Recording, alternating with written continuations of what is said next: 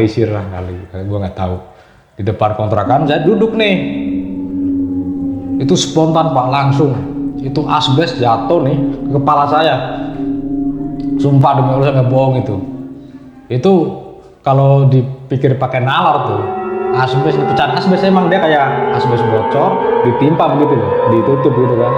Itu kalau jatuh pun pasti jatuhnya biasa ya kan, itu ngelempar kencang.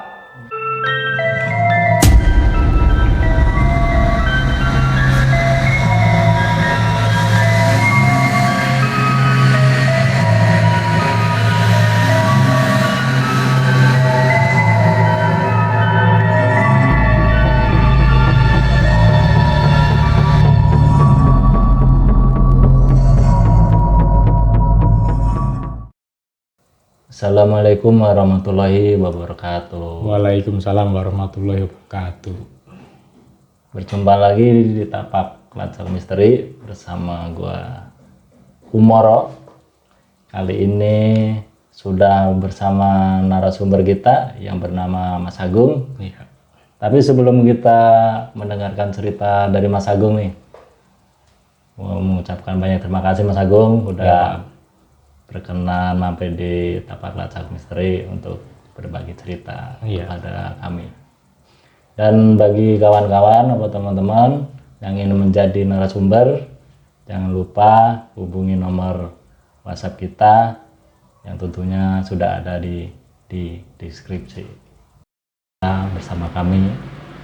Jadi gimana ini Mas, cerita atau kisah yang dialami Mas Agung itu kapan dan di mana gitu? Itu ceritanya itu waktu saya lagi mencari pekerjaan Pak. Saya ngelamar pekerjaan di berbagai daerah dan saya mendapatkan panggilan kerja di Cikarang. Nah waktu itu saya berangkat tuh ke Cikarang, Di sana saya tes. Waktu kita menjalankan proses tes itu belum mendapat kontrakan Pak, ya kan? Saya bersama orang Kebumen ketemu di sana. Sama orang Kebumen itu sebetulnya namanya Fajar ya. Sama Fajar itu saya nyari kontrakan lah Pak. Nyari kontrakan saya dapet tuh deket perusahaan yang saya lamar kerjakan di situ. Nah dari situ saya kerja sebulan, 2 bulan, 3 bulan, saya memutuskan untuk kontrak sendiri lah, ya kan. Saya nyari-nyari kenalannya ke teman kerja, dapet di Cikarang di daerah Cibatu, depan kampus Pelita Bangsa. Itu kontrakannya itu banyak Pak, ada 30 pintuan. Lah posisi saya dapat yang di pojok Pak, yang paling pojok. Di pojok itu sebelah kontrakan itu kuburan. Di situ ada kuburan, saya di situ, saya masuk. Awalnya mah nggak ada apa-apa ya, biasa aja aktivitas setiap hari berangkat kerja pulang. Lah setelah beberapa bulan kemudian itu terjadi bunuh diri Pak. Itu gantung diri seorang wanita mengandung tanpa ada yang bertanggung jawab lah, ya kan. Gantung diri. Setelah kejadian itu banyak lah kejadian-kejadian janggal yang menurut saya yang saya alami di situ, ya kan. Yang pertama itu saya punya keponakan, dia kerja di Cikarang, cuman dia ngontraknya di Bekasi Pak, kan jauh tuh. Dia memutuskan untuk ngontrak bareng sama saya. Datanglah dia pindah, terus bareng tuh berdua. Nah, jalan beberapa hari kemudian, beberapa minggu lah, itu keponakan saya itu dia ngomong, saya kalau malam kalau tidur kok perasaan ada yang ngebangunin ya, begitu. Terus sering dimimpiin begitu. Lah pas saya shift malam, dia kan shift pagi nih, beda shift nih, dia tidur sendirian. Nah katanya itu dia lagi tidur digulung Pak, kasur itu digulung. Nah ponakan saya itu lari ke depan kan, takut kan. Cuman namanya tengah malam udah gak ada orang, dia beraniin lagi tuh masuk ke dalam. Udah itu sampai pagi dia ngomong sama saya, ketemu kan begini. Cuman saya kan namanya belum pernah digituin, udah biasa aja kan. Setelah itu kejadian itu dia itu sering diteror sama penunggu situ. Nah singkat cerita dia nggak betah pak. Dia pengen pindah karena sering diganggu, katanya sering kayak ditindihin, sering mimpi perempuan, ya kuntilanak lah kata dia, baju putih, rambutnya panjang hitam, pokoknya nggak jelas. Dia pindah. Setelah pindah, tetangga kampung saya nih kerja di Cikarang juga, nyari kontrakan. Samping saya kosong, kontrak di situ. Kontrak di situ, saya bantu-bantu ngecat apalah segala macem. Belum ada sebulan, baru bayar seminggu pindah pak. Kasusnya sama itu. Dia digangguin itu, katanya kasurnya digulung-gulung juga. Nah, setelah kejadian itu, dia takut, merasa takut, bener-bener takut. Dia nyari kontrakan yang lain sama temennya, pindah lagi. Ya udah saya sendiri di situ sama temen-temen yang di situ kan. Setelah itu malam minggu itu saya kedatangan teman itu dari Cives, Cikarang Cives. Dia itu kerjaannya jualan ayam bakar. Datang ke kontrakan malam minggu itu ngopi, ngerokok segala macem. Pas jam 2 malam itu saya udah tidur tuh. Dia belum tidur. Dia tidur, saya nggak tahu tuh dia tidur jam berapa kan. Jam 3 itu dia kebangunin saya pak. Dia nangis, posisi dia nangis nih. Nangis, saya ketakutan begitu ngajakin keluar. Setelah, emang kenapa? Saya tanya kan. Udah ayo keluar. Emang kenapa sih? Udah ayo keluar, namanya Mustafa itu. Sebelah jalan Mustafa. Setelah saya keluar, Stadion Bawamukti kan ramai itu kalau malam minggu. Stadion Bawamukti ngopi di situ. Baru saya tanya emang kenapa? Katanya dia dari kamar mandi nih. Setelah keluar dari kamar mandi, dia duduk nonton TV. Nah, dia nengok ke belakang itu ngeliat perempuan pak. Perempuan pakai baju putih, rambutnya panjang, begini. Ya udah dia saking takutnya itu ngajakin keluar pak. Oh begitu. Cuman saya yang ngontrak di situ sama sekali belum pernah digangguin sama makhluk-makhluk yang begitu, belum pernah. Nah, pertama saya digangguin itu waktu malam minggu sama itu Mas, jadian malam minggu juga. Malam minggu anak-anak pada keluar nih jalan-jalan, saya enggak, di rumah sendiri nonton TV. Itu lagi saya nonton TV, itu ada ular pak, ular kecil segini, 1 jempol lah. Itu jatuh dari atas plafon. Plafon itu nggak ada yang bolong, bisa jatuh ular dari mana itu saya juga bingung kan. Hitam ularnya, saya sapu keluar. Setelah saya sapu keluar, teman saya yang orang Lampung datang tuh, tangga kontrakan kan. Datang nanya, apa bu? Ular dari mana? Dari kamar. Masuk dari mana? Gak tahu. Dilindes sama dia ularnya, mati. Nah saya kan udah tuh masuk ke dalam. Saya tidur, paginya dia nyamperin saya pak. Bung, gua gara-gara semalam lindes ular, gua ditindihin. Kayak di rubber band begitu pak. Setelah itu katanya juga dimimpiin dikejar-kejar ular banyak lah. Cuman kan saya nggak terlalu nanggepin. Cuman saya juga heran sih, itu ular dari mana, ya kan? Saya udah nggak mikirin dah. Yang penting mah saya selamat aja ya kan di situ.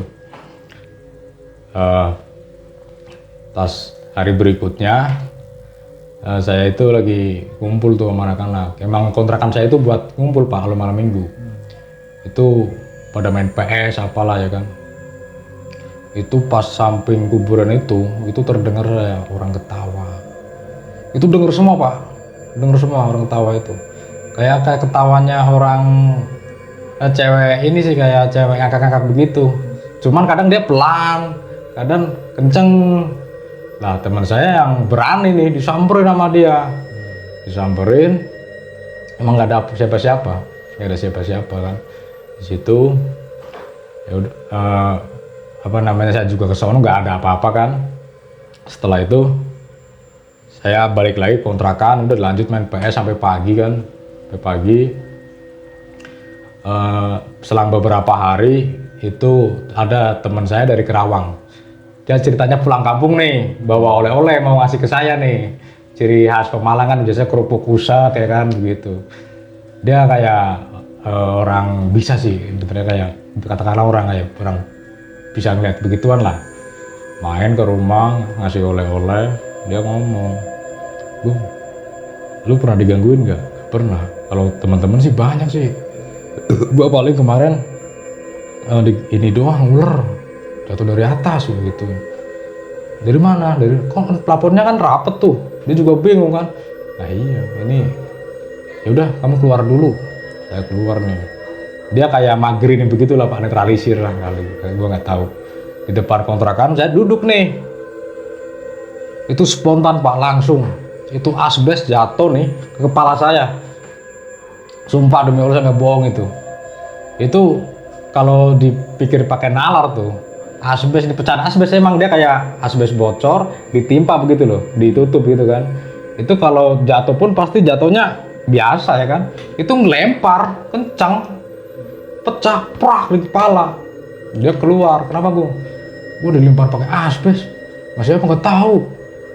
Udah nggak apa-apa, dia nggak terima. Jadi kayak ibaratnya udah dipagerin lah, rasa panas dia nggak terima. Itu baru tuh mulai main fisik Pak. Itu main fisik ke saya, itu saya udah mulai nggak nyaman ya kan. Sempet mau mikir mau pindah juga kan.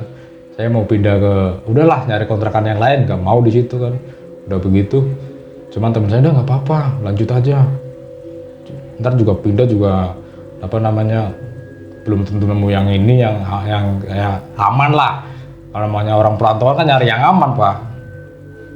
Habis itu saya itu belum nikah Pak, itu saya belum nikah. Dulu istri saya kerja di Bekasi nih, kerja di Bekasi. Ceritanya dia main ke kontrakan,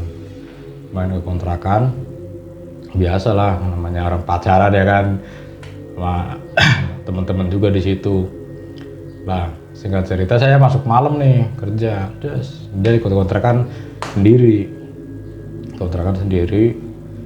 Saya pulang kerja itu Pak, dia langsung minta diantar pulang. Emang kenapa ya tanya? Udah nggak apa-apa ya jalan, saya antar pulang. Ternyata dia malamnya itu sama yang dialamin sama teman saya yang nangis itu, si Mustafa. Itu dia ngelihat kayak perempuan baju putih di kamar mandi Pak. Itu pengakuan istri saya. Cuman saya emang belum pernah dilihatin di situ, cuma ular doang itu sama suara orang-orang tawa, cewek ketawa. Nah, habis itu saya antar pulang ke Bekasi, saya pulang lagi. Saya tambah gak betah kan, tambah begini. Nah, cuman semenjak itu Pak, udah nggak pernah kejadian lagi tuh. Lama tuh, selang lama udah aman lah. Apa karena udah dipagerin sama teman saya ya kan, ya nggak tahu kan. Setelah beberapa bulan, itu saya dengar ada kayak tangisan anak kecil malam-malam. Cuman setahu saya di sini nggak ada yang punya anak bayi kan. Saya keluar, siapa yang nangis ya kan? Nggak ada. Saya masuk lagi, nangis lagi. Cuman kayak suaranya itu kayak di bawah kontrakan saya, yang dulu ada orang ini gantung dirinya itu di situ. Ya udahlah, biarin dah, saya masuk, udah nggak ngurusin. Emang masih sering ini, saya masih denger itu.